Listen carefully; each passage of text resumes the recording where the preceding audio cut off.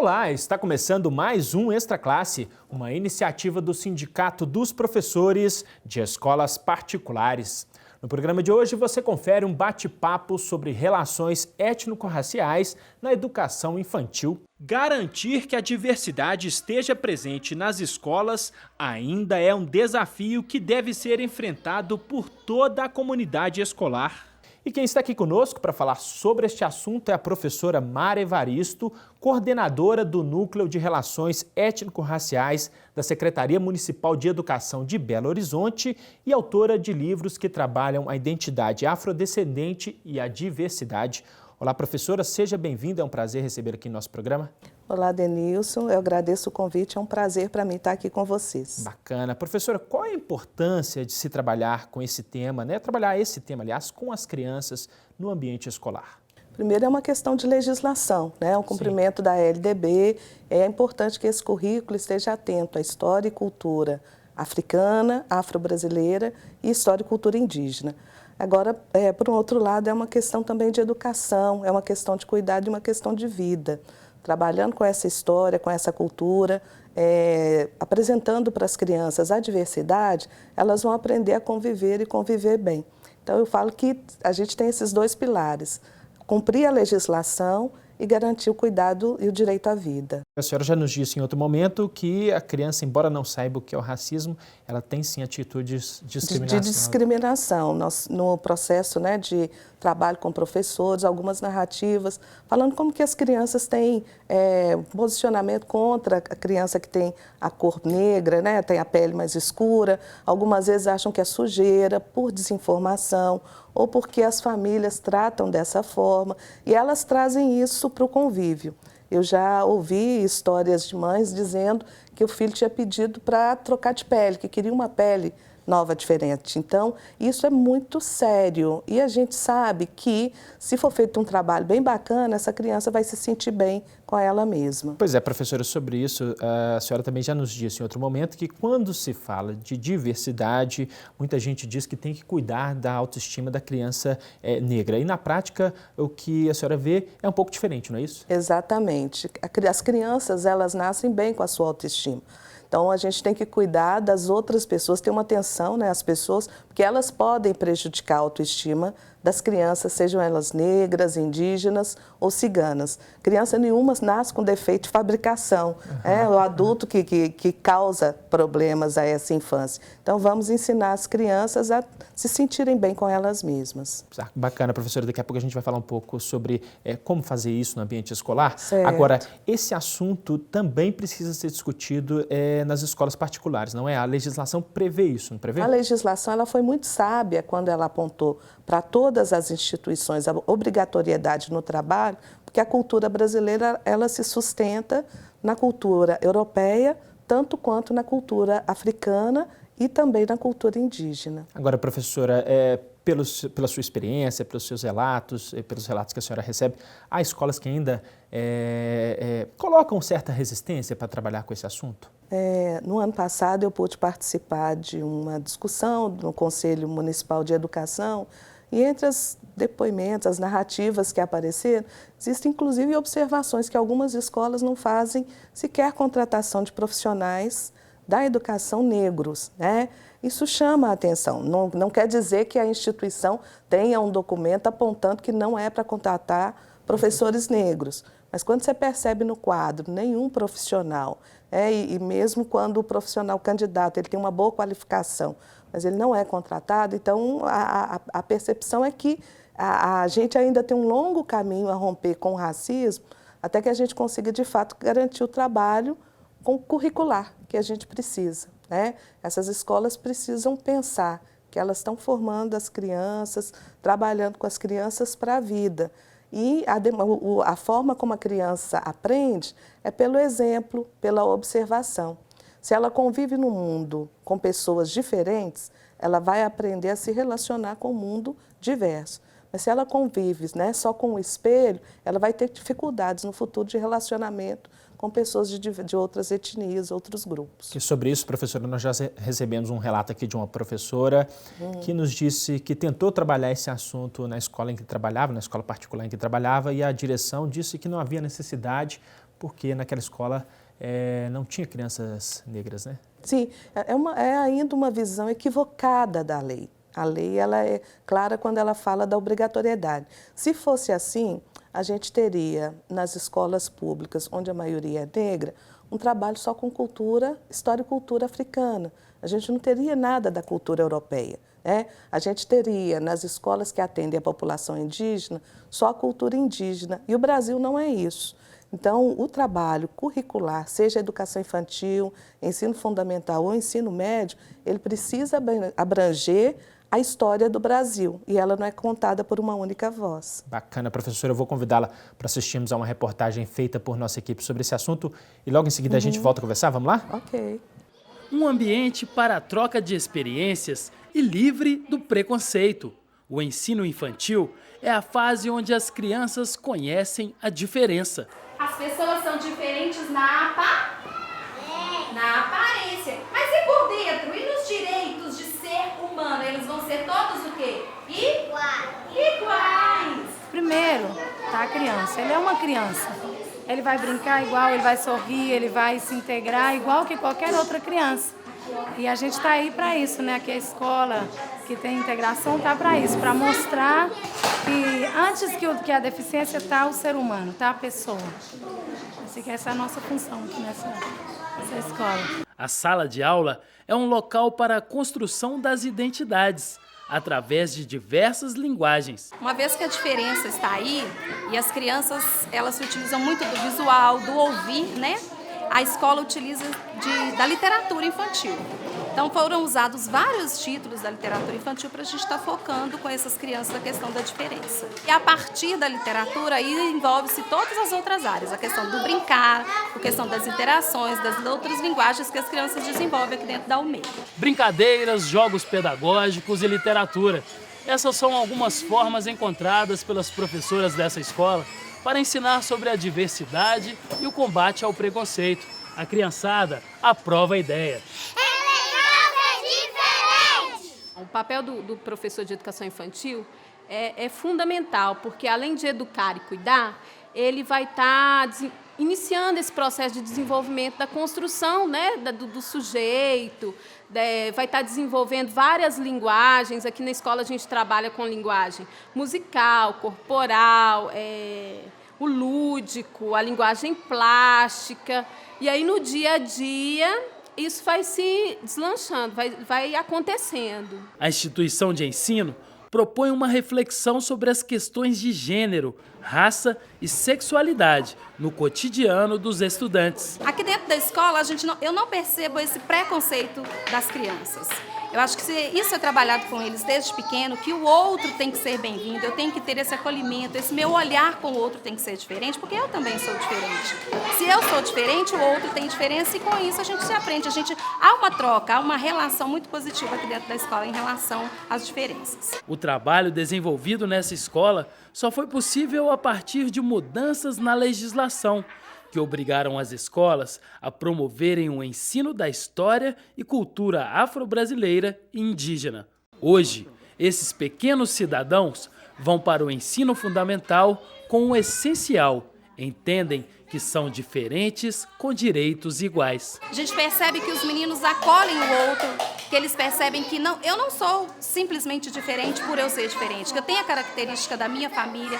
Eles se aceitam mais entre si e se autoaceitam também. Agora, professora, nós vimos aí na reportagem alguns exemplos do trabalho com esse tema, né, com as relações étnico-raciais na educação infantil. E do ponto de vista pedagógico, eu gostaria que a senhora falasse um pouquinho sobre isso. Como trabalhar o assunto em sala de aula, na educação infantil com as crianças, quais aspectos devem ser ressaltados, enfim. Trabalhar com as crianças, a questão do carinho e do cuidado, ele ser democratizado na instituição. Nós já vimos situações onde as crianças que têm a pele mais clara, elas recebem mais elogios e a pessoa, a gente sabe, o ser humano ele cresce na relação com o outro e ele desenvolve a sua identidade dessa forma. A criança da educação infantil, ela precisa de carinho, de afeto, de cuidado, todas independentes da etnia, na mesma proporção. Então essa atenção, né, com uma boa gestão de instituição que esteja atenta a diversidade do grupo e a diversidade do território é importante para o trabalho avançar. Essa UMEI também ela trabalha muito com a questão da literatura, né? Oferecer para a criança personagens com os quais essa criança se identifique e se sinta valorizada. É importante a criança conhecer a história da Branca de Neve, né?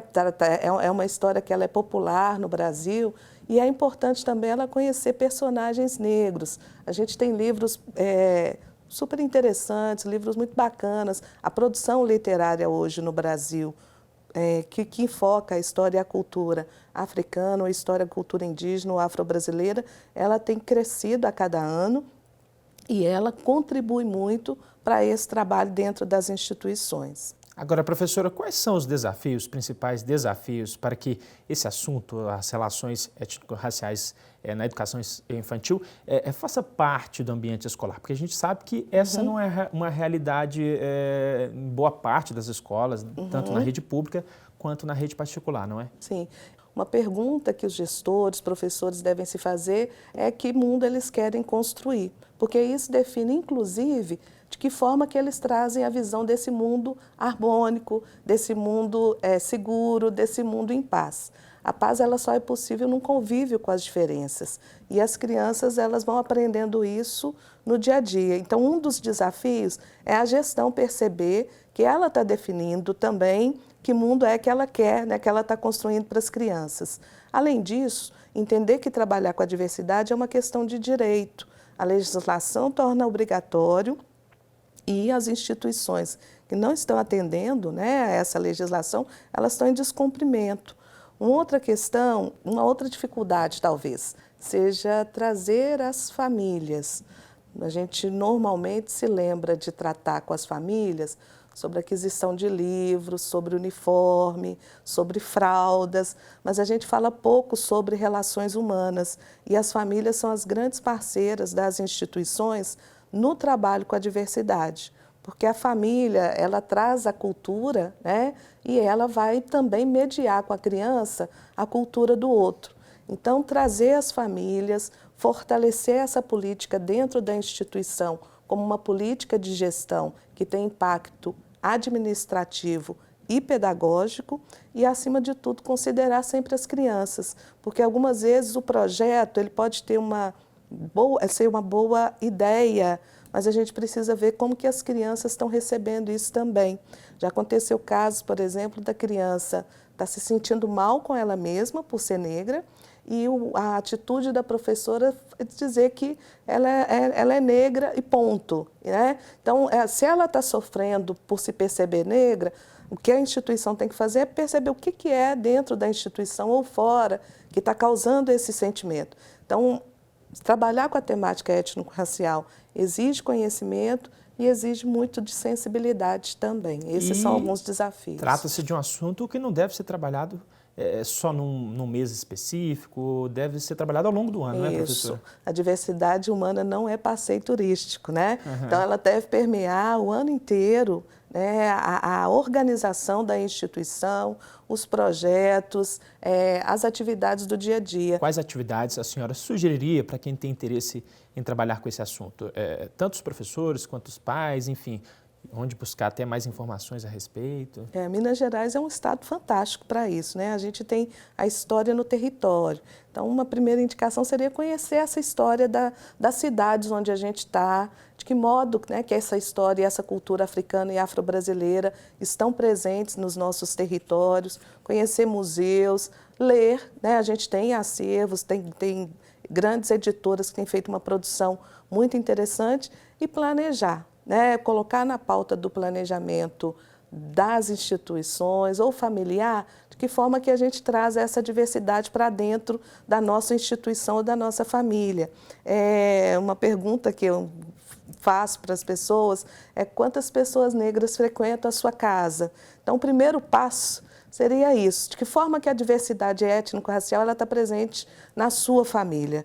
Acho que respondendo a essas perguntas, a gente já vai ficar com alguns incômodos e se movimentar, né? E lembrar que a diversidade é um compromisso de todo dia, ela faz bem para o outro, mas ela faz muito, muito bem para a gente. Para a gente também, né? Isso. Bacana. Professora Mari Evaristo, agradeço a participação e a gentileza da entrevista aqui conosco. Muito obrigada, agradeço muito estar aqui com vocês. Bacana. Confira agora a agenda da semana. Neste domingo, Dia Internacional da Mulher, as belo-horizontinas tocarão seus tambores para afirmar o direito à igualdade de gênero. A partir das 10 horas da manhã, elas vão se concentrar na Praça Afonso Arinos para formar um bloco musical em defesa de suas conquistas. Na próxima terça, 10 de março, às 19 horas, o Cineclube Joaquim Pedro de Andrade exibe o filme Princesas, do diretor espanhol Fernando León de Aranoa. Com esse longa, Aranoa confirma sua habilidade de converter assuntos marginais em cinema comprometido com o social. Você fica agora com o Simpra em Movimento.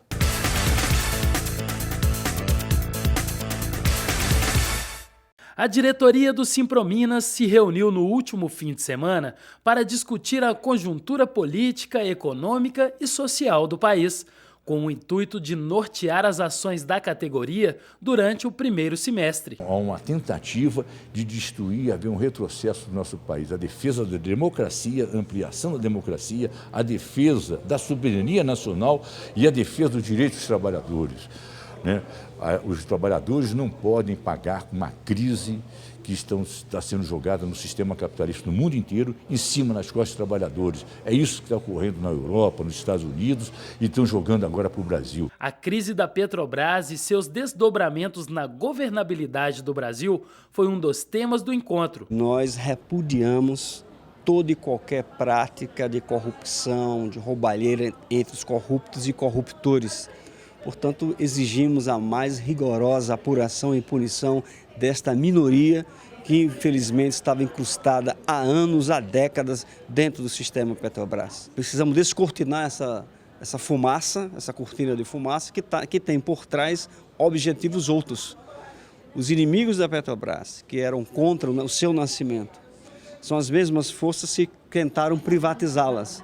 E essas forças, com esse falso pretexto em defesa da moralidade, é os que querem privatizá-las.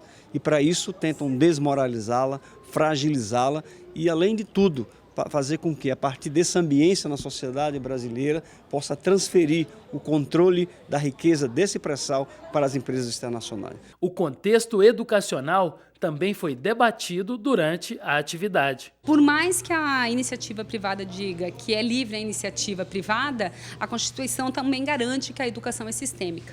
E se ela é sistêmica, vamos trabalhar na lei do Sistema Nacional de Educação, que garanta, então, que que o ensino privado seja regulado. A campanha reivindicatória 2015 também esteve em debate. De acordo com o presidente do Simprominas, Gilson Reis, esse será um ano de muita luta e os professores precisam estar antenados sobre o que acontece ao seu redor. É preciso retomar com força a nossa campanha salarial, porque é uma campanha salarial bastante difícil em função da situação conjuntural que nós vivemos. Nós estamos aqui pedindo a todos os professores da região metropolitana a participar da Assembleia hoje, às 14 horas, na sede do Sindicato dos Professores, onde nós vamos discutir com profundidade a situação da campanha reivindicatória e buscar os encaminhamentos da nossa luta, mobilização e, com certeza, das conquistas que virão a partir dessa nossa decisão. Então, espero vocês às 14 horas no Sindicato dos Professores. A gente fica por aqui, mas para saber mais sobre o Sindicato dos Professores, é só visitar o nosso site. Sua participação é muito importante. Envie sugestões e críticas para o endereço extraclasse@simprominas.org.br. Um grande abraço e até a próxima semana.